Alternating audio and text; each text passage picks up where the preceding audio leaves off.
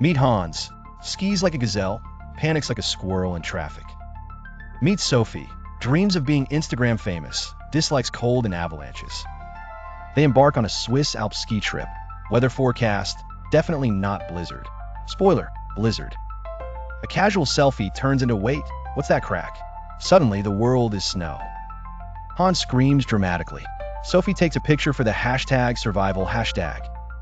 They tumble into an ice cave, untouched by central heating since the Ice Age. Sophie checks for Wi-Fi. Nada. 0 bars. Hans checks for snacks. Nada. Empty granola wrappers.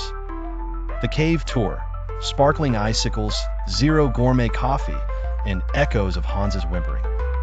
Hours pass. Hans tries melting ice with his breath. Results: wet face, colder. Sophie suggests bonding time. Hans suggests panicking. Consensus: shivering in silence. Their hope: rescue team and not Yeti or board marmot. 14 hours later, Sophie hears distant voices. Hans accidentally swallows a chunk of icicle in excitement. Rescuers appear. They're Swiss, polite, and have hot chocolate. Both survivors are rescued.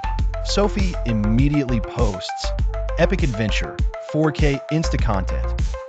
Hans vows to take up knitting, or meteorology, or indoor sports. Lessons learned: always check the weather.